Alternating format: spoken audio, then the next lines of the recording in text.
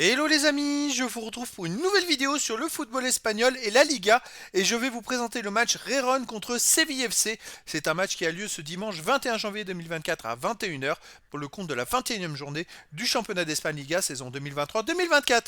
Alors Rérone, c'est le premier du classement qui reçoit le Séville FC, le 17e. Donc dans cette vidéo, je vais revenir sur le classement de la Liga avec les statistiques de ces deux équipes.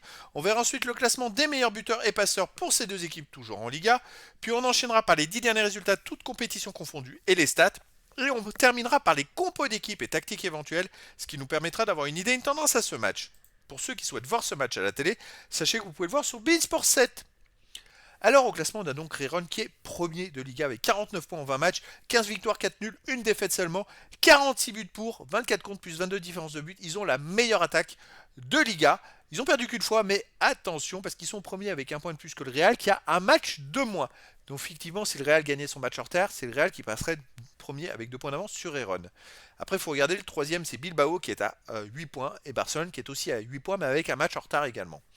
Séville de son côté 17ème de Liga avec 16 points en 20 matchs, 3 victoires, 7 nuls, 10 défaites, 25 buts pour, 30 contre, moins 5 de différence de but. Séville est dans le bas du classement, ils sont presque voire dans la zone rouge.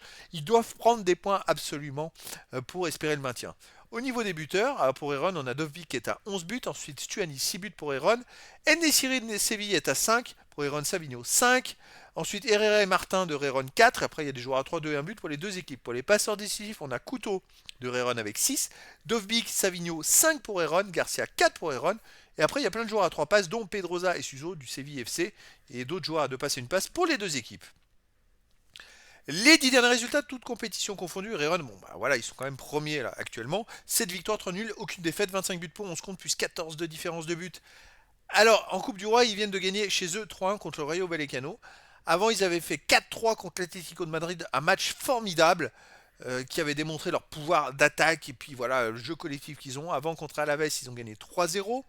Contre Valence 2-1 et un nul contre l'Athletic Bilbao qui a fait une très belle remontada et qui est actuellement troisième du classement. Donc chez eux, sur les 5 derniers matchs, il reste sur 4 victoires et un nul, donc 4 victoires de suite. Séville FC de son côté, sur les 10 derniers matchs, et 4 victoires, aucun nul, 6 défaites, 13 buts pour, 14 points, moins 1 différence de but, soit ils gagnent, soit ils perdent. À l'extérieur, ils restent sur une belle victoire étaffée 3-1 en Coupe du Roi. Sinon, ils ont gagné Racing de Ferrol au Coupe du Roi au tour précédent, ils avaient gagné au tour d'avant encore 2-1. Ils ont perdu Atlético de Madrid 1-0, c'était plutôt serré. Ils ont gagné 3-0 à Grenade. Alors c'est marrant parce qu'ils perdent 3-0 chez eux et puis le match après ils gagnent 3-0 à Grenade. Hein. À Lens ils ont perdu 2-1 en Ligue des Champions, ils ont perdu 1-0 à Majorque et ils ont gagné 2-0 à Atlético Astorga. C'est-à-dire qu'ils jouent beaucoup de matchs à l'extérieur, c'est-à-dire que sur les 10 derniers matchs, ils ont joué que 3 fois à domicile, ils ont joué 7 fois à l'extérieur sur les 10 derniers matchs. Et sur ces 7 fois à l'extérieur, ils ont quand même gagné 4 fois. Ils ne gagnent pas à domicile. Les 3 matchs joués à domicile, c'est 3 défaites. C'est assez compliqué pour eux chez eux. À l'extérieur, 4 victoires sur 7 derniers matchs. Voilà. Donc après, est-ce qu'ils vont embêter Rérone? Ça, c'est encore une autre question. Au niveau des compos d'équipe et tactique pour Rérone, ça sera du 4-2-3-1 avec gardien Gazaniga et pour les joueurs de champ, Couteau, Jakobishvili,